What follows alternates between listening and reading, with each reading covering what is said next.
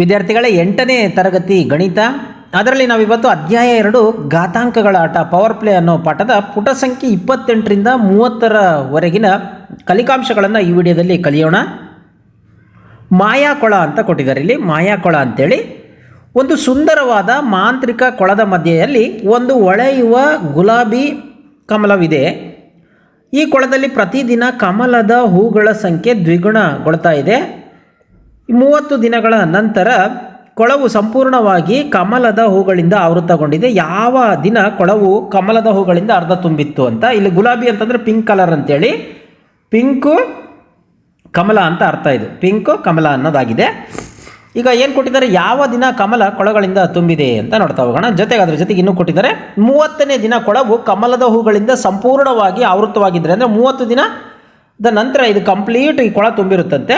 ಹಾಗಾದರೆ 29ನೇ ದಿನದ ಕೊಳದ ಎಷ್ಟು ಭಾಗ ಕಮಲದ ಹೂಗಳಿಂದ ಆವರಿಸಿಕೊಂಡಿತ್ತು ಅಂತ ಕೊಟ್ಟಿದ್ದಾರೆ. ಪ್ಲಸ್ ಅದ್ರ ಜೊತೆಗೆ ಯಾವ ದಿನ ಕೊಳ ಕಮಲದ ಹೂಗಳಿಂದ ಅರ್ಧ ತುಂಬಿತ್ತು ಅಂತ ಕೊಟ್ಟಿದ್ದಾರೆ.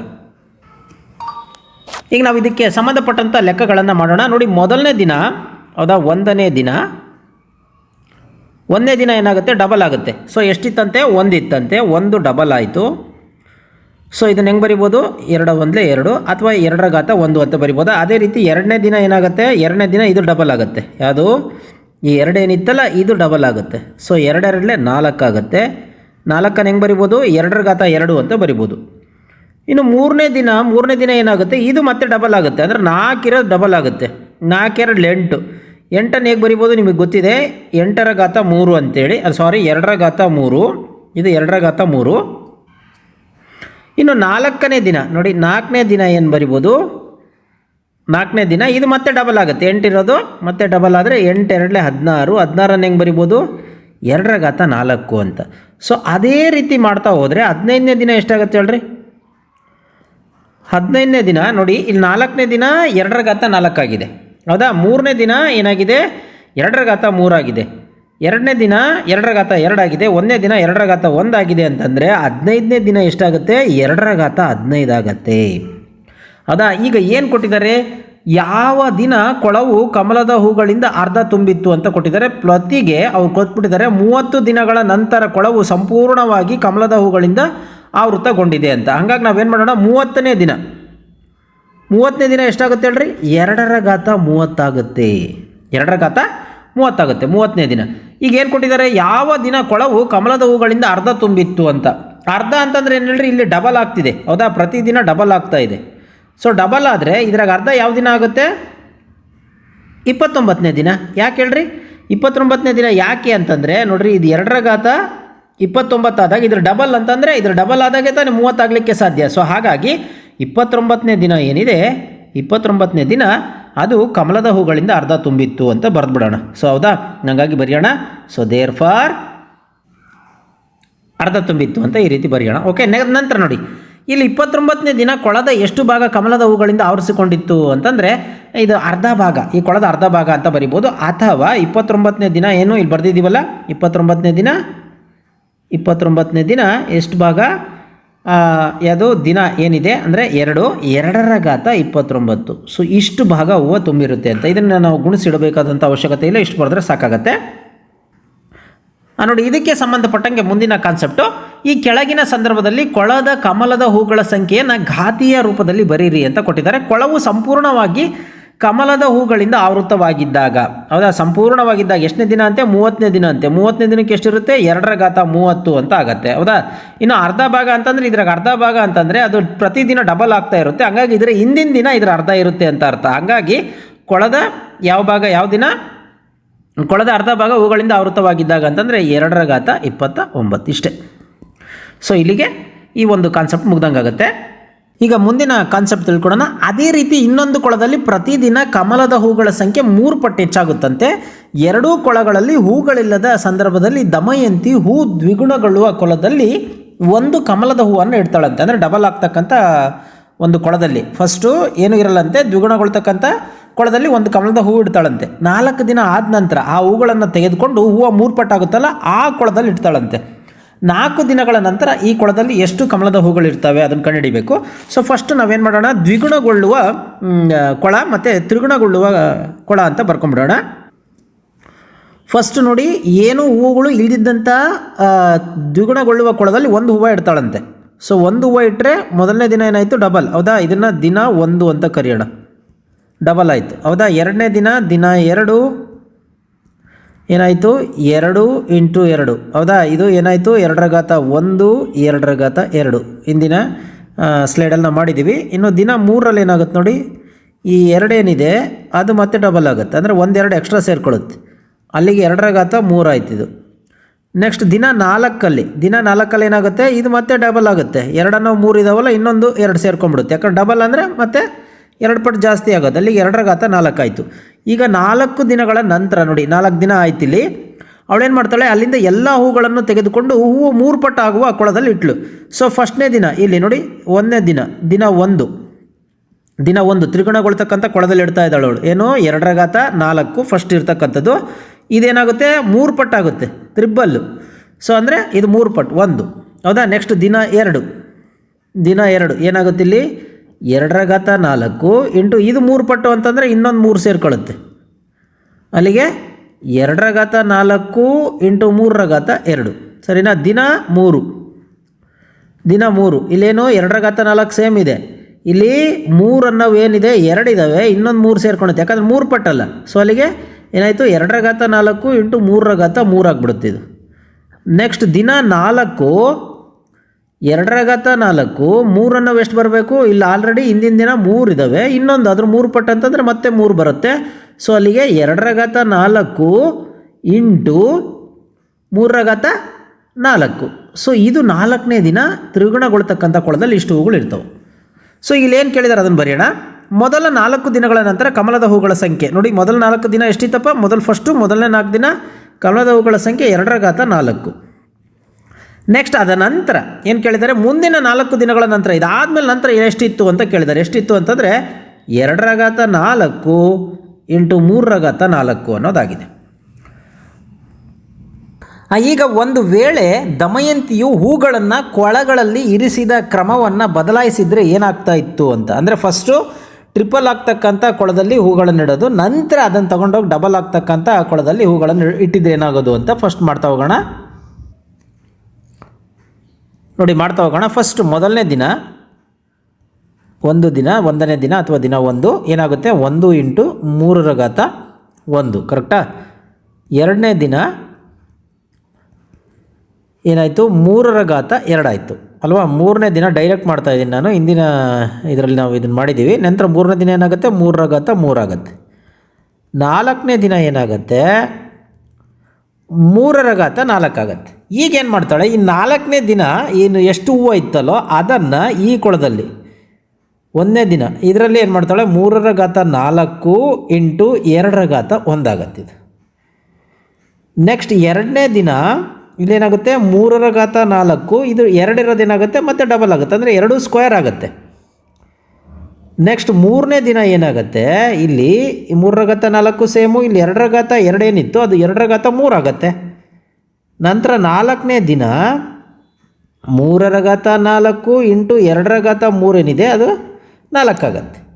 ಸೊ ಅಂದರೆ ಹಿಂದಿನ ಸ್ಲೈಡಲ್ಲಿ ಬಂದಿದ್ದಂಥದ್ದು ಸೇಮು, ಈಗ ಬಂದಿದ್ದಂಥದ್ದು ಸೇಮ್ ಆಗುತ್ತೆ. ಸೊ ಈಗ ಸಂಖ್ಯೆಗಳನ್ನು ಮರುಗುಂಪು ಮಾಡೋದ್ರಿಂದ ನೋಡಿ, ಆಗಲೇ ಸ್ಟಾರ್ಟಿಂಗ್ ಬಂದಿದ್ದಂಥದ್ದು 2^4 ಇಂಟು 3^4 ಬಂದಿತ್ತು. ಈಗ ಸಂಖ್ಯೆಗಳನ್ನು ಮರುಗುಂಪು ಮಾಡಿದ್ರೆ ಏನಾಗುತ್ತಪ್ಪ ಅಂತಂದರೆ ನೋಡಿ, ಇಲ್ಲೇನು ಬಂತು ನೋಡ್ರಿ, 3^4 ಇಂಟು 2^4 ಬಂತಲ್ವ. ಅಂದರೆ 3ಅನ್ನು 4 ಸರಿ ಬರ್ಕೋ ಅಂತ, 3ಅನ್ನು 4 ಸರಿ ಬರ್ಕೋ ಅಂತ, ಇಂಟು 2ಅನ್ನು 4 ಸರಿ ಬರ್ಕೋ ಅಂತ, 2 ಇಂಟು 2 ಇಂಟು 2 2ಅನ್ನು 4 ಸರಿ ಬರ್ಕೊಂಡೆ. ಈಗ ಇದನ್ನು ಹೆಂಗೆ ಬರಿಬೋದು ನೋಡಿ, 3 ಇಂಟು 2 ಅವೆರಡರ ಘಾತ ಅಂದರೆ whole to the power of 4 ಅಂತ ಬರಿಬೋದು. ಹೌದಾ. ಸೊ ಈಗ ನೋಡಿ, ಇದು 3 2 6, 6^4 ಅಂತ ಬರಿಬೋದಾ. ಇದನ್ನು ಸಿಂಪಲ್ಲಾಗಿ 6^4 ಅಂತ ಬರಿಬೋದು. ಸೊ ಹಾಗಾಗಿ ಸಾಮಾನ್ಯವಾಗಿ ಇದನ್ನು ಸಾಮಾನ್ಯ ರೂಪ ಏನು ಅಂತಂದರೆ ಎಮ್ನ ಘಾತ ಎ ಇಂಟು ಎನ್ನ ಘಾತ A is equal to mn to the power of A. ಇಲ್ಲಿ ಎ ಒಂದು ಎಣಿಕೆಯ ಸಂಖ್ಯೆ ಆಗಿರುತ್ತೆ ಅನ್ನೋದು ನಾವು ಇಲ್ಲಿ ಹೇಳ್ಬೋದು. ಈಗ ಈ ಅವಲೋಕನವನ್ನು ಬಳಸ್ಕೊಂಡು 2^5 ಇಂಟು 5^5 ಬೆಲೆಗಳನ್ನು ಕಂಡುಹಿಡಿಯಿರಿ ಅಂತ ಕೊಟ್ಟಿದ್ದಾರೆ ನೋಡಿ. 2^5 ಇಂಟು 5 ಇದ್ರ ಪ್ರಕಾರ ಏನು 2 ಇಂಟು 5 ಅಂದರೆ ಆಧಾರ ಸಂಖ್ಯೆ ಯಾವುದಾದ್ರೂ ಇರಲಿ, ಘಾತ ಸೂಚಿ ಸೇಮ್ ಇದ್ದಾಗ ನಾವೇನು ಮಾಡ್ಬೋದು, ಆಧಾರ ಸಂಖ್ಯೆಗಳನ್ನು ಇಂಟು ರೂಪದಲ್ಲಿ ಬರ್ಕೊಂಡು ಘಾತ ಸೂಚಿಯನ್ನು ಒಂದೇ ಬರೆದ್ರೆ ಮುಗೀತು ಅಂತ. ಸೊ ಈಗ ನೋಡಿ ಏನಾಯಿತು, 2 5 10, 10 ಅಂತಂದರೆ 1 ಮುಂದೆ 5 0 ಹಾಕೋದು ಅಂತ, ಅಲ್ಲಿಗೆ ಲಕ್ಷ ಅಂತ. ಇದ್ರ ಉತ್ತರ ಎಷ್ಟು, 1 ಲಕ್ಷ ಆಯಿತು. ನೋಡಿ ಗುಣಾಕಾರದ್ದು ನೋಡಿದ್ವಿ. ಈಗ ಅದೇ ರೀತಿ ಭಾಗಾಕಾರದ್ದು ಯಾವ ರೀತಿ ಮಾಡ್ಬೋದು, 10⁴ 5⁴ ನೋಡಿ ಇಲ್ಲಿ ಆಧಾರ ಸಂಖ್ಯೆ ಬೇರೆ ಬೇರೆ ಆಗಿದೆ, ಅಂಶ ಮತ್ತು ಛೇದ, ಆದರೆ ಅದರ ಘಾತ ಸೂಚಿ ಸೇಮ್ ಇರೋದ್ರಿಂದ ನಾವೇನು ಮಾಡ್ಬೋದು, 10/5 ಅಂತ ಬರ್ಕೊಂಡು ಆಮೇಲೆ ಆಧಾರ ಸಂಖ್ಯೆ ಒಂದೇ ಆಗಿರೋದ್ರಿಂದ ಈ ರೀತಿ ಬರ್ಕೋಬೋದು. ಈಗ ನೋಡಿ 5 1 5 ಕರೆಕ್ಟಾ, 5 2 10 ಹಿಂಗೆ ಬರ್ಕೋಬೋದು. ಅಲ್ಲಿಗೆ 2⁴ 2⁴ ಅಂತಂದರೆ 2ಅನ್ನು 4 ಸರಿ ಗುಣಿಸೋದು ಅಂತ ಅರ್ಥ. ಅಲ್ಲಿಗೆ 2 2 4, 4 2 8, 8 2 16. ಸೊ ಇದು 16 ಆಯಿತು. ಅಂದರೆ ಇದರ ಕಾಮನ್ ಹೆಂಗೆ ಬರಿಬೋದು, ಸಾಮಾನ್ಯವಾಗಿ m⁴ / n⁴ ಆದಾಗ m/n⁴ ಅದರ ಎರಡೂ ಕಾಮನ್ ಘಾತ a ಅಂತ ನಾವು ಬರಿಬೋದು ಅನ್ನೋದಾಗಿದೆ. ಈಗ ಮುಂದಿನ ಕಾನ್ಸೆಪ್ಟ್ ನೋಡೋಣ, ಎಷ್ಟು ಸಂಯೋಜನೆಗಳು ಅಂತ. ಎಷ್ಟು ಅನ್ನೋನು 4 ಜೊತೆ, ಇದು ಬೇರೆ, ಎಷ್ಟು ಇದು ಬೇರೆ, ಇವನ ಹೆಸರು ಇದು, ಹುಡುಗನ ಹೆಸರು ಇದು. ಎಷ್ಟು ಅನ್ನೋನು 4 ಜೊತೆ ಉಡುಪುಗಳು ಅಂದರೆ ಡ್ರೆಸ್ಸಸ್ಸು ಮತ್ತು 3 ಟೋಪಿಗಳನ್ನು ಹೊಂದಿದ್ದಾನೆ. ಎಷ್ಟು ವಿಭಿನ್ನ ರೀತಿಯಲ್ಲಿ ಎಷ್ಟು ಉಡುಪು ಮತ್ತು ಟೋಪಿಯನ್ನು ಧರಿಸ್ಬೋದು ಅಂತ ಕೊಟ್ಟಿದ್ದಾರೆ. ಸೊ ನೋಡಿ, ಈಗ ಇಲ್ಲಿ ಮೊದಲನೇ ಕಾಂಬಿನೇಷನ್ ಕೊಟ್ಟಿದ್ದಾರೆ. ಏನಿದು, ಹಸಿರು ಮತ್ತು ಹಳದಿ ಟೋಪಿ ಮತ್ತು ಹಸಿರು ಮತ್ತು ಹಳದಿ ಪ್ಯಾಂಟು ಶರ್ಟು. ಸೊ ಈ ಟೋಪಿಯಿಂದ ಒಂದು ಸರಿ ಇದನ್ನು ತೊಗೋಬೋದು. ಅಲ್ಲಿಗೆ ಇದು 1 ಆಯಿತಾ. ನೆಕ್ಸ್ಟ್ ಇದೇ ಟೋಪಿಯಿಂದ 2ನೇ ಡ್ರೆಸ್ ತೊಗೋಬೋದು, 2. ನೆಕ್ಸ್ಟ್ ಇದೇ ಟೋಪಿಯಿಂದ ಇದನ್ನು 3, ನೆಕ್ಸ್ಟ್ ಇದರಿಂದ 4. ಸೊ ಅಂದರೆ ಈ 1ನೇ ಟೋಪಿಯಿಂದ ನೆನ್ಪಿಟ್ಕೊಳ್ಳಿ, 1ನೇ ಟೋಪಿಯಿಂದ 4 ಆಯ್ಕೆಗಳನ್ನು ಮಾಡ್ಬೋದು ಅವನು, ಹೌದಾ. 2ನೇ ಟೋಪಿಯಿಂದನೂ ಸಹ 4 ಆಯ್ಕೆ ಮಾಡ್ಬೋದು, ಹೌದಾ. ಅಂದರೆ ಇದಕ್ಕೂ 4, ಇದಕ್ಕೂ 4, ಇದಕ್ಕೂ 4 ಅಲ್ವಾ. ಸೊ ಹಂಗೆ ಅದೇ ರೀತಿ 3ನೇ ಟೋಪಿಗೂ ಸಹ 4 ಡ್ರೆಸ್ಸನ್ನು ಹಾಕೋಬೋದು ಅವನು. ಸೊ ಟೋಟಲ್ ಎಷ್ಟಾಯ್ತು ಹೇಳ್ರಿ, ಅಲ್ಲಿಗೆ 4 3 12 ಏನೋ 12 ಜೊತೆ ಅಂದರೆ 12 ಡಿಸೈನ್ನಲ್ಲಿ 12 ರೀತಿಗಳಲ್ಲಿ ಅವನೇನು ಮಾಡ್ಬೋದು, ಈ ಒಂದು ಡ್ರೆಸ್ಸನ್ನು ಹಾಕ್ಕೋಬೋದು ಅನ್ನೋದು ಇದರಿಂದ ಅರ್ಥ ಆಗುತ್ತೆ. ನಂತರ ಇದರಲ್ಲಿ ನೋಡ್ರಿ, ಫಸ್ಟ್ ಡ್ರೆಸ್ಸಿನ ತೊಗೊಂಡ್ರೆ ನೋಡ್ರಿ, ಈ ಡ್ರೆಸ್ನಿಂದ ಈ ಟೋಪಿಯನ್ನು 1 ಸರಿ ಹಾಕ್ಕೋಬೋದು. ನಂತರ ಈ ಡ್ರೆಸ್ಸಿಂದ ಈ ಟೋಪಿ 2 ಸರಿ, ನೆಕ್ಸ್ಟ್ ಈ ಡ್ರೆಸ್ನಿಂದ ಈ ಟೋಪಿ 3 ಅಂದರೆ ಇದನ್ನೇನು ಮಾಡ್ದ, ಮೊದಲನೇ ಡ್ರೆಸ್ನಿಂದ 3 ಸರಿ, 2ನೇ ಡ್ರೆಸ್ಸಿಂದ 3 ಸರಿ, 3ನೇ ಡ್ರೆಸ್ಸಿಂದ 3 ಸರಿ, 4ನೇ ಡ್ರೆಸ್ಸಿಂದನೂ 3 ಸರಿ, ಹೌದಾ. ಒಂದಕ್ಕೆ ಮಾಡಿಬಿಟ್ರೆ ಸಾಕದು, ಒಂದಕ್ಕೆ ಎಷ್ಟು ಅಷ್ಟೇ ಆಗುತ್ತೆ, ಹೌದಾ. ಸೊ ಇದಕ್ಕೆ 3 ಸರಿ ಹಾಕೋಬೋದು, ಇದಕ್ಕೆ 3 ಡಿಸೈನು, ಇದಕ್ಕೆ 3 ಡಿಸೈನು, ಇದಕ್ಕೆ 3 ಡಿಸೈನು. ಅಂದರೆ ಏನರ್ಥ, 3 4 12 ಆಗುತ್ತೆ. ಸೊ ನೋಡಿರಿ, ಅಂದರೆ ಎರಡೂ ಸೇಮು ಅಂತ. ಇಲ್ಲೆಷ್ಟು ಬಂತು, 4 3 12 ಅಂತ ಬಂತು. ಅದೇ ಇಲ್ಲಿ 3 4 12 ಅಂತ ಬಂತು. ಸೊ ಈಗ ಅದೇ ರೀತಿ ಇನ್ನೊಂದು ಮಾಡೋಣ ನೋಡಿ. ಇಲ್ಲಿ ಇನ್ನೊಂದು ಕೊಟ್ಟಿದ್ದಾರೆ, ರಾಕ್ಸಿ 7 ಜೊತೆ ಉಡುಪುಗಳು, 2 ಟೋಪಿ ಮತ್ತು 3 ಶೂಗಳನ್ನು ಹೊಂದಿದ್ದಾಳೆ. ರಾಕ್ಸಿ ಇವುಗಳನ್ನು ಎಷ್ಟು ವಿಭಿನ್ನ ರೀತಿಯಲ್ಲಿ ಧರಿಸ್ಬೋದು ಅಂತ ಕೇಳಿದ್ದಾರೆ. ನಾವು ಮಾಡ್ತಾ ಹೋಗೋಣ ನೋಡಿರಿ. ಇವಳು ರಾಕ್ಸಿ, ಇವಳಿಗೆ 7 ಜೊತೆ ಏನಿದೆ, ಡ್ರೆಸ್ ಇದೆ, ಮತ್ತು 2 ಟೋಪಿಯನ್ನು ಹೊಂದಿದ್ದಾಳೆ, ಮತ್ತು 3 ಶೂವನ್ನು ಹೊಂದಿದ್ದಾಳೆ. ಫಸ್ಟ್ ನಾವೇನು ಮಾಡೋಣ, ಇದೊಂದಕ್ಕೆ ಮಾಡೋಣ ನೋಡಿ. ಇಲ್ಲಿಂದ ಇದು 1 ಕರೆಕ್ಟಾ, ಇದು 1. ನೆಕ್ಸ್ಟು ಇದರಿಂದನೇ ಹಿಂಗೆ ಮಾಡಿದ್ರೆ 2 ಕರೆಕ್ಟಾ. ನೆಕ್ಸ್ಟ್ ಇಲ್ಲಿಂದನೇ ಇದು ಮಾಡಿದ್ರೆ 3. ಅರ್ಥ ಆಗ್ತಿದೆ ಅನಿಸುತ್ತೆ. ಅಂದರೆ 3 ಕಾಂಬಿನೇಷನಲ್ಲಿ ಅವಳು ಅಂದರೆ 1ನೇ ಟೋಪಿಯಿಂದ ತೊಗೋಬೋದು. ನಂತರ ಇನ್ನೊಂದು ಅಂತಂದರೆ ನೋಡಿರಿ, ಇದರಿಂದ ನೆಕ್ಸ್ಟ್ ಇಲ್ಲಿ 2ನೇ ಟೋಪಿ ಇದೆಯಲ್ಲ, ಇದರಿಂದ ನೋಡಿರಿ, ಇಲ್ಲಿಂದ ಇಲ್ಲಿಗೆ 1 ಕರೆಕ್ಟಾ, ಅಥವಾ ಇದನ್ನು 4 ಅಂತ ಕರೆಯೋಣ. ನೆಕ್ಸ್ಟು ಇಲ್ಲಿಂದ ಇದೇ ಟೋಪಿಗೆ 5 ಕರೆಕ್ಟಾ. ನಂತರ ಇದೇ ಟೋಪಿಯಿಂದ ಇಲ್ಲಿಗೆ 6. ಅಂದರೆ ಒಂದು ಡ್ರೆಸ್ಸಿಗೆ ನೋಡಿರಿ 6 ಮೆಥಡಲ್ಲಿ ಅವಳು ಏನು ಮಾಡ್ಬೋದು, ಆಳು ವಿಭಿನ್ನ ರೀತಿಯಲ್ಲಿ ಧರಿಸ್ಬೋದು ಅಂತ. ಯಾವುದು, ಒಂದು ಡ್ರೆಸ್ಸಿಗೆ. ಸೊ 2ನೇ ಡ್ರೆಸ್ಸಿಗೆ 2ನೇದಕ್ಕೂ 6 ಧರಿಸ್ಬೋದು, 3ನೇದಕ್ಕೂ 6 ಧರಿಸ್ಬೋದು, 7ನೇದಕ್ಕೂ 6, 4ನೇದಕ್ಕೂ 6, 5ನೇದಕ್ಕೂ 6 ಮೆಥಡು, 7ನೇದಕ್ಕೂ 6, ಅಂದರೆ 6ನೇದಕ್ಕೂ 6, 7ನೇದಕ್ಕೂ 6. ಸೊ ಹಿಂಗೆ 6 ವಿಭಿನ್ನ ರೀತಿಗಳಲ್ಲಿ ಅವಳು ಡ್ರೆಸ್ಸನ್ನು ತೊಗೋಬೋದು ಅಂತ ಗೊತ್ತಾಗುತ್ತೆ. ಹಂಗಾಗಿ ಟೋಟಲ್ ಎಷ್ಟಾಗುತ್ತೆ ನೋಡಿ, 6 7 42, 6 42 ವಿಭಿನ್ನ ರೀತಿಯಲ್ಲಿ ಆಕೆ ಡ್ರೆಸ್ಸನ್ನು ಧರಿಸ್ಬೋದು. 42 ವಿಭಿನ್ನ ರೀತಿಯಲ್ಲಿ ಡ್ರೆಸ್ಸನ್ನು ಧರಿಸ್ಬೋದು. ಇನ್ನು ಇದು 6 ಇದೆಯಲ್ಲ, ಅದನ್ನು ನಾವು ಹೆಂಗೆ ಬರಿಬೋದು, 3 2 ಅಂತ ಬರಿಬೋದು. 3 2 ಅಂತ ಬರೆದು ಇಂಟು 7 ಅಂತ ಬರಿಬೋದು. ಕಾರಣ ಏನಪ್ಪ ಅಂತಂದರೆ ಇಲ್ಲಿ 3 ಶೂಗಳಿದ್ದಾವೆ, 2 ಟೋಪಿಗಳಿದ್ದಾವೆ ಅಂತ ಅರ್ಥ. 3 ಶೂ, 2 ಟೋಪಿ ಮತ್ತು 7 ಜೊತೆ ಡ್ರೆಸ್ಸಸ್ಸು. ಅಂದರೆ ಇದರ ಅರ್ಥ ಏನಪ್ಪ ಅಂತಂದರೆ ಏನಿರ್ತವೋ ಅವೆಲ್ಲ ಸಂಖ್ಯೆಗಳನ್ನು ಗುಣಿಸ್ಬಿಟ್ರೆ ಅಷ್ಟು ಜೊತೆಯಲ್ಲಿ ಡ್ರೆಸ್ಗಳನ್ನು ಧರಿಸ್ಬೋದು ಅನ್ನೋದು ಇದರಿಂದ ಗೊತ್ತಾಗುತ್ತೆ ಅಂತ. ಈಗ ಮುಂದಿನ ಕಾನ್ಸೆಪ್ಟು, ಎಷ್ಟು ಮತ್ತು ರಾಕ್ಸಿ ತಮ್ಮ ಮುತ್ತಜ್ಜ ಅಂದರೆ ಪೂರ್ವಿಕರು ಸುರಕ್ಷಿತವಾಗಿ ಸಂಗ್ರಹಿಸಿದ್ದಂಥ ಹಳೆಯ ಅಂಚೆ ಚೀಟಿಗಳು ಮತ್ತು ನಾಣ್ಯಗಳ ಕಪಾಟು ಪೆಟ್ಟಿಗೆಯನ್ನು ಕಂಡುಕೊಳ್ತಾರಂತೆ. ಅದು 5 ಅಂಕಿಯ ಪಾಸ್ವರ್ಡ್ನಿಂದ ಭದ್ರಪಡಿಸಲಾಗಿತ್ತಂತೆ. ಯಾರಿಗೂ ಪಾಸ್ವರ್ಡು ಗೊತ್ತಿರದ ಕಾರಣ ಅದು ತೆಗೆಯುವವರೆಗೂ ವಿಭಿನ್ನ ಪಾಸ್ವರ್ಡ್ಗಳನ್ನು ಪ್ರಯತ್ನಿಸದೆ ಬೇರೆ ದಾರಿ ಇರಲಿಲ್ಲಂತೆ. ಅವರ ದುರಾದೃಷ್ಟಕ್ಕೆ ಕೊನೆಯ ಪಾಸ್ವರ್ಡು, ಲಾಸ್ಟ್ ಪಾಸ್ವರ್ಡನ್ನು ಪ್ರಯತ್ನಿಸಿದ ನಂತರವೇ ಕಪಾಟು ಅಥವಾ ಲಾಕು ತೆರೀತಂತೆ. ಅಷ್ಟೊತ್ತಿಗೆ ಅವರು ಎಷ್ಟು ಸಂಭವನೀಯ ಸಂಯೋಜನೆಗಳನ್ನು ಪ್ರಯತ್ನಿಸಿದ್ರು, ಅವರು ಎಷ್ಟು ಪಾಸ್ವರ್ಡ್ಗಳನ್ನು ಬಳಸಿದ್ರು ಅಂತ ನೋಡಿ. 5 ಸಂಖ್ಯೆ ಇಲ್ಲಿ ನೋಡಿರಿ, ಇದು ಬೀಗ ಅಂತ ತಿಳ್ಕೊಳ್ಳಿ. ಇದು 0 ಇಂದ 9 ಸಂಖ್ಯೆ ಅಂಕಿಗಳು ಇರ್ತವೆ. ಇದು 0 ಇಂದ 9, ಇದು ಅಷ್ಟೇ 0 ಇಂದ 9, ಇದು 0 ಇಂದ 9, ಇದು 0 ಇಂದ 9. ನೀವು ಮಾಡಿರ್ತೀರಿ ಅನ್ಸುತ್ತೆ, ನಂಬರ್ಗೂ ಪ್ಯಾಟ್ರನ್ನು ಮಾಡ್ತಾ ಹೋಗೋದು. ಒಂದು 0 ಇಡೋದು, ಇದಕ್ಕೂ 0 ಇಡೋದು, 0 0 0 ಹಂಗೆ ಒಂದು. ಈಗ ಫಸ್ಟು ನಾವು ಮಾಡ್ತಾ ಹೋಗೋಣ. ಇದಕ್ಕೆ ಇಮ್ಯಾಜಿನ್, ಇದು ಮೊದಲನೇದು, ಇದು 2, ಇದು 3, ಇದು 4, ಇದು 5 ಅಲ್ವಾ. 5 ಅಂಕಿ ಪ್ಯಾಟ್ರನ್ ತೆಗಿತಕ್ಕಂಥದ್ದು. ಇದು 0. ಒಂದು ಕೆಲಸ ಮಾಡೋಣ ನೋಡ್ರಿ, 0 0 0 0 ಅಂಥೇಳಿ 5 ಸರಿ 5 ಇರೋದ್ರಿಂದ ನಾವೇನು ಮಾಡ್ಬೋದು, 10 ಸಂಖ್ಯೆಗಳು ಎಷ್ಟಿದ್ದಾವೆ, 10 ಇದ್ದಾವೆ. ಫಸ್ಟ್ ನಾನು 0 ಇಂದ ತೆಗೆದುಕೊಂಡ್ಬಿಡ್ತೀನಿ. ಇದು 3 3 6 7 8 9 10. ಇಲ್ಲಿ ನಾನು ಏನು ಮಾಡ್ತೀನಿ, 1 ಹಾಕ್ತೀನಿ, 2 ಹಾಕ್ತೀನಿ, 3 ಹಾಕ್ತೀನಿ, 4 5 6 7 8 9 10 ಅಥವಾ 0 ನೆನ್ಪಿಟ್ಕೊಳ್ರಿ. ಈಗ ಯಾರು ಬೇಕಾದ್ರೆ ಹಾಕ್ಬೋದು.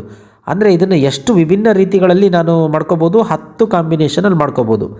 ಇದನ್ನು ಅಷ್ಟೇ 0 ಇಂದ ನಾನು 9 ಹಾಕೋದ್ರಿಂದ ಇದು ಸಹ 10 ಕಾಂಬಿನೇಷನ್ ಅದರಲ್ಲಿ ಹಾಕ್ಬೋದು. ಹಂಗಾಗಿ ಇದನ್ನು ಅಷ್ಟೇ ಎಷ್ಟು, 10, ಇದು ಎಷ್ಟು, ಇದು 10, ಇದು ಎಷ್ಟು, ಇದು 10.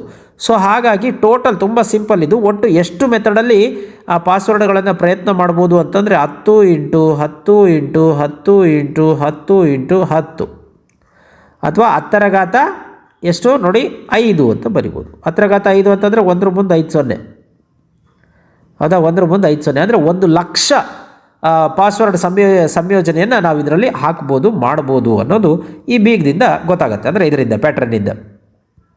ಅದೇ ರೀತಿ ಆ 5 ಅಂಕೆಯ ಬದಲಿಗೆ ನಾವು 2 ಅಂಕೆಯ ಲಾಕನ್ನು ಹೊಂದಿದ್ದೇವೆ ಎಂದು ಇಟ್ಟುಕೊಳ್ಳಿ ಮತ್ತು ಎಷ್ಟು ಪಾಸ್ವರ್ಡ್ಗಳನ್ನು ಮಾಡಲಿಕ್ಕೆ ಸಾಧ್ಯ ಅಂತ. ಇದು ತುಂಬ ಸಿಂಪಲ್. ಹಿಂದಿನ ಇಲ್ಲಿದೆಯಲ್ಲ, ಇದು 10 10 ಇರೋದ್ರಿಂದ 100 ಅಂತ ಬರುತ್ತೆ. ಸೊ ಹಂಗಾಗಿ ನೋಡಿರಿ, ಈ 0 ಇಂದ 9, ಇಲ್ಲೂ 0 ಇಂದ 9 ನಾವು ತಗೊಂಡ್ರೆ 0 ಇಂದ ನೋಡಿ, 0 ಇಂದ ಎಲ್ಲ ಪ್ಯಾಟ್ರನ್ನು ಮಾಡ್ಕೊತ ಹೋಗ್ತೀವಿ. ಅಲ್ಲಿಗೆ ಇದಕ್ಕೆ 10 ಮೆಥಡ್ ಬರ್ತದೆ, ಹೌದಾ. ನೆಕ್ಸ್ಟು ಇಲ್ಲಿ ಇರ್ತಕ್ಕಂಥ ಸಂಖ್ಯೆ ಇದು 10 ಬರುತ್ತೆ. ಅಲ್ಲಿಗೆ 10 10 100 ಅಂತ ಗೊತ್ತಾಗುತ್ತೆ. ಒಟ್ಟು ಎಷ್ಟು ಮೆಥಡನ್ನು ಮಾಡ್ಬೋದು, 100 ಕಾಂಬಿನೇಷನ್ಗಳನ್ನು ನಾವು 100 ಪಾಸ್ವರ್ಡ್ಗಳನ್ನು ಮಾಡಲಿಕ್ಕೆ ಸಾಧ್ಯ ಅನ್ನೋದು ಇದರಿಂದ ಗೊತ್ತಾಗುತ್ತೆ. ತುಂಬ ಸಿಂಪಲ್ ನೋಡಿರಿ. ಎಷ್ಟು ಸಂಖ್ಯೆ ಇರ್ತಾವೆ, ಎಷ್ಟಿದ್ದಾವೆ, 10 ಇದ್ದಾವೆ, ಇವೆಷ್ಟಿದ್ದಾವೆ, 10 ಇದ್ದಾವೆ. ಇವನ್ನು ಗುಣಿಸ್ಬಿಟ್ರೆ ಆಯಿತು, ಹೌದಾ. ಇಷ್ಟೇ, ತುಂಬ ಸಿಂಪಲ್. ಕಾರಣ ಹಿಂದಿನ ಮೆಥಡಲ್ಲಿ ನಾವು ಮಾಡಿದ್ವಲ್ಲ ನೋಡಿರಿ, ಇದರಲ್ಲಿ ಎಷ್ಟಿದ್ದಾವೆ ಟೋಟಲು, ಎಷ್ಟಿದ್ದಾವೆ, 7 ಇದ್ದಾವೆ, ಹೌದಾ. ಹಂಗಾಗಿ 7, ಇಲ್ಲಿ ಎಷ್ಟಿದ್ದಾವೆ, 2 ಇದ್ದಾವೆ, ಇಲ್ಲಿ ಎಷ್ಟಿದ್ದಾವೆ, 3 ಇದ್ದಾವೆ. ಸೊ ಎಲ್ಲ ಸೇರಿ ಗುಣಿಸೋದು ಅಷ್ಟೇ, ಸಿಂಪಲ್. ಹಾಗಾಗಿ ಇಲ್ಲಿ ಎಷ್ಟಿತ್ತು, ಇಲ್ಲಿ 10 ಸಂಖ್ಯೆಗಳು, ಇಲ್ಲಿ 10 ಸಂಖ್ಯೆಗಳು, ಎರಡನ್ನು ಗುಣಿಸ್ಬಿಟ್ರೆ ಸಿಕ್ಬಿಡ್ತಾವೆ. ಜಾಸ್ತಿ ತಲೆ ಕೆಡಿಸ್ಕೊಳ್ತಕ್ಕಂಥ ಅವಶ್ಯಕತೆ ಇಲ್ಲ. ಈಗ ನಮ್ಮ ಬಳಿ 3 ಅಂಕೆಯ ಲಾಕ್ ಇದೆ ಎಂದು ಇಟ್ಟುಕೊಳ್ಳಿ. ಇಂದಿನ 10 ಪಾಸ್ವರ್ಡ್ಗಳಿಗೆ ಪ್ರತಿಯೊಂದಕ್ಕೂ 3 ಅಂಕಿಗೆ 10 ಆಯ್ಕೆಗಳಿವೆ. ಆದ್ದರಿಂದ 3 ಅಂಕೆಯ ಲಾಕ್ಗೆ 100 × 10 1000 ಸಂಯೋಜನೆ ಆಯ್ಕೆ ಇದ್ದಾವೆ ಅಂತ ಹೇಳಲಾಗುತ್ತೆ. ಅಂದರೆ 3 ಇದ್ದರೆ 10 × 10 × 10. ಇಲ್ಲಿ ನೋಡಿ, ಇಲ್ಲಿ 3 ನಂಬರ್ ಇರ್ತವೆ ಅಂತ ತಿಳ್ಕೊಳ್ಳಿ. ಇಲ್ಲೂ 10 ನಮೂನಿ, ಇಲ್ಲೂ 10 ನಮೂನಿ, ಇಲ್ಲೂ 10 ನಮೂನಿ. 10 ಗುಣಿಸಿದ್ರೆ 1000 ಬರುತ್ತೆ ಅನ್ನೋದು ಅರ್ಥ.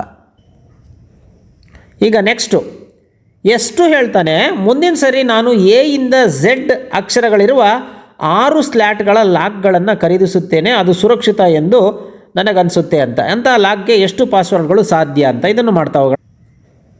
ನೋಡಿ, ಈ ರೀತಿ ಪಾಸ್ವರ್ಡು, ಹೌದಾ. ಅಂದರೆ 6 ಸಂಖ್ಯೆ ಇರ್ತಕ್ಕಂಥದ್ದು, 6 ಸಂಖ್ಯೆ, ಅದು ABCD ಅಂತೆ, ABCD ಅಂತೆ. ಹಾಗಾಗಿ ನೋಡಿರಿ, 6 ಸಂಖ್ಯೆ ಅಂತಂದರೆ ಇದು 1, ಇದು 2, ಇದು 3, ಇದು 4, ಇದು 5, ಇದು 6. ಇಲ್ಲಿ ಎಷ್ಟು ಹಾಕ್ಬೋದಪ್ಪ, ಎ ಇಂದ ಝೆಡ್ವರೆಗೆ ಹಾಕ್ಬೋದು, ಎ ಇಂದ ಝೆಡ್ವರೆಗೆ ಹಾಕ್ಬೋದು. ಇಲ್ಲೂ ಎ ಇಂದ ಝೆಡ್ವರೆಗೆ ಯಾವುದಾದ್ರೂ ಹಾಕ್ಬೋದು, ಇಲ್ಲೂ ಎ ಇಂದ ಝೆಡ್ವರೆಗೆ ಯಾವುದಾದ್ರೂ ಹಾಕ್ಬೋದು, ಇಲ್ಲೂ ಎ ಇಂದ ಝೆಡ್ಡು, ಇಲ್ಲೂ ಎ ಇಂದ ಝೆಡ್ಡು. ಇಲ್ಲಿ ನಾನು ಎಲ್ಲದಕ್ಕೂ ಮೊದಲನೇದು ಎ ಅಂತ ಕೊಡ್ತೀನಿ ಅಂತ ತಿಳ್ಕೊಳ್ಳಿ. ಇಲ್ಲಿ ಎಲ್ಲದಕ್ಕೂ ನಾವು ಟ್ರೈ ಮಾಡ್ತಾ ಹೋಗ್ತೀನಿ, ABCD ಅಂತ ಟ್ರೈ ಮಾಡ್ತಾ ಹೋಗ್ತೀನಿ. ಅಂದರೆ ಇದನ್ನು 26 ನಮೂನೆಯಲ್ಲಿ ಮಾಡ್ಬೋದು. ಇದನ್ನು 26 ನಮೂನೆ, ಇದನ್ನು 26 ವಿಧ, ಇದನ್ನು 26, ಇದನ್ನು 26, ಇದನ್ನು 26. ಸೊ ಟೋಟಲ್ಲು ಎಷ್ಟು ಪಾಸ್ವರ್ಡ್ಗಳು ಸಾಧ್ಯ? 26 ನಾವು ಎಷ್ಟಿದ್ದಾವೆ? 26 ಅನ್ನೋದು 1 2 3 4 5 6, 26 ಅನ್ನೋದು 6, 26ರ ಘಾತ 6 ಇಷ್ಟು ಪಾಸ್ವರ್ಡ್ಗಳು ಮಾಡಲಿಕ್ಕೆ ಸಾಧ್ಯ ಅಂತೇಳಿ ಲೆಕ್ಕ ಮಾಡ್ತಕ್ಕಂಥ ಅವಶ್ಯಕತೆ ಇಲ್ಲ. ಇಷ್ಟು ಬರೆದ್ರೆ ಸಾಕು. ಎಷ್ಟಿದ್ದಾವೆ? 26 ಇದ್ದಾವೆ. ಎಷ್ಟು ಸಂಖ್ಯೆ ಅದು? ಎಷ್ಟು? 6 ಸ್ಲಾಟ್ಗಳು. 6 ಸ್ಲಾಟ್ಗಳು ಆಗಿರೋದ್ರಿಂದ 26ರ ಘಾತ 6 ಅಂತ ಬರೆದ್ಬಿಟ್ರೆ ಈ ಲೆಕ್ಕ ಮುಗಿಯುತ್ತೆ. ಈಗ ವಿವಿಧ ಸನ್ನಿವೇಶಗಳಲ್ಲಿ ಎಷ್ಟು ಸಂಯೋಜನೆ ಆಯ್ಕೆಗಳು ಸಾಧ್ಯ ಎಂದು ಯೋಚಿಸಿ ಅಂತ ಕೊಟ್ಟಿದ್ದಾರೆ. ಕೆಲವು ಉದಾಹರಣೆಗಳನ್ನು ಗಮನಿಸಿ. ಭಾರತದ ಕೆಲವು ಸ್ಥಳಗಳ ಪಿನ್ ಕೋಡ್ಗಳು ಮಧ್ಯಪ್ರದೇಶದ ವಿದಿಶಾದ ಪಿನ್ ಕೋಡು 464001 ಅಂತ ಇದೆ. ಮಿಜೋರಾಂನ ಜಂಬಾವ್ನ ಪಿನ್ ಕೋಡು 796017 ಆಗಿದೆ. ಸೊ ಹಾಗಾದರೆ ಎಷ್ಟು ಪಿನ್ ಕೋಡ್ಗಳು ಬರ್ತವೆ ಅಂತ ಕೇಳಿದ್ದಾರೆ. ಎಷ್ಟು ಪಿನ್ ಕೋಡ್ಗಳು ಬರಲಿಕ್ಕೆ ಸಾಧ್ಯ ಅಂತ. ಈಗ ಭಾರತದ ಪಿನ್ ಕೋಡ್ಗಳು ಎಷ್ಟು ವಿಭಿನ್ನವಾಗಿ ಮಾಡ್ಬೋದು ಅಂತ ಕೇಳಿದ್ದಾರೆ. ಈಗ ಪಿನ್ ಕೋಡ್ ಗೊತ್ತಿದೆ, ಎಷ್ಟು ಅಂಕಿ ಇರ್ತವೆ? 2 4 6, 6 ಡಿಜಿಟು. ಇನ್ನು ನಮ್ಮ ಬೆಂಗಳೂರದೇ ತೊಗೊಂಡ್ಬಿಟ್ರೆ, ಬೆಂಗಳೂರದೊಂದು ಯಾವುದೋ ಒಂದು ಏರಿಯಾ ತೊಗೊಂಡ್ರೆ 560001 ಅಂತ 6 ಡಿಜಿಟಿಂದ ಇರುತ್ತೆ, ನೆನ್ಪಿಟ್ಕೊಳ್ಳಿ. ಸೊ ಹಾಗಾಗಿ ಈಗ 6 ಸಂಖ್ಯೆ ಅಂತಂದರೆ ಇದು 1 2 3 4 5 6.